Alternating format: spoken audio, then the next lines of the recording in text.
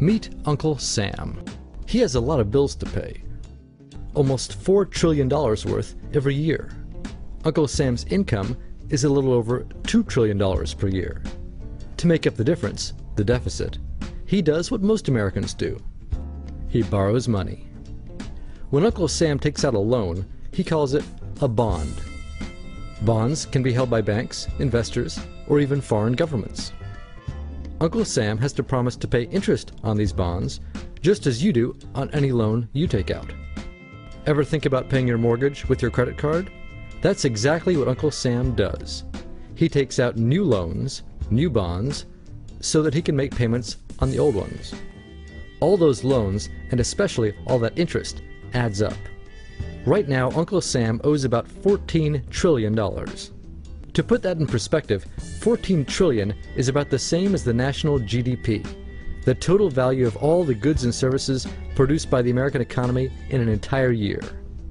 It's such a huge amount of money that Uncle Sam is starting to run out of people to borrow from, and he's having trouble just paying the interest on his loans.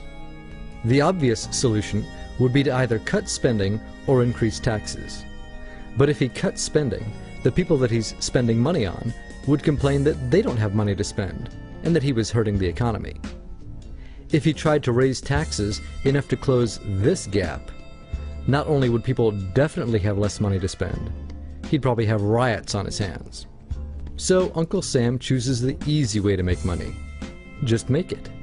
He calls up the Federal Reserve, which is our central bank, and, like magic, dollars are created and deposited in banks all around America. The problem is that the more of something there is, the less it's worth. Same goes for the US dollar. The more dollars there are, the less each one will buy. That's why commodities like gasoline, food, and gold become more expensive when Uncle Sam does his money-making magic. The commodities aren't really worth more. Your money is just worth less. That's called inflation.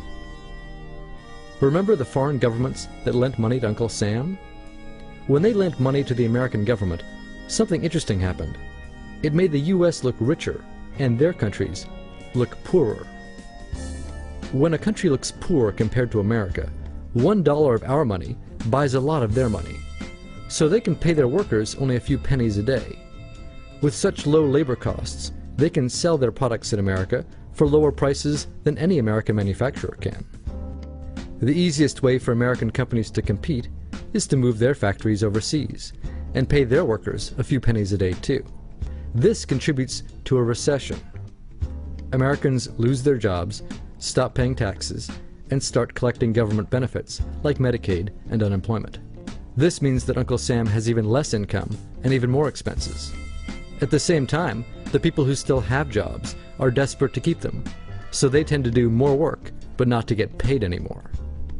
When your dollars are worth less, and you're not earning more of them, that's called stagflation. And this is why Uncle Sam is in a catch-22. He can't raise taxes or cut spending without making the recession worse. And he can't have the Federal Reserve create more money without making inflation worse.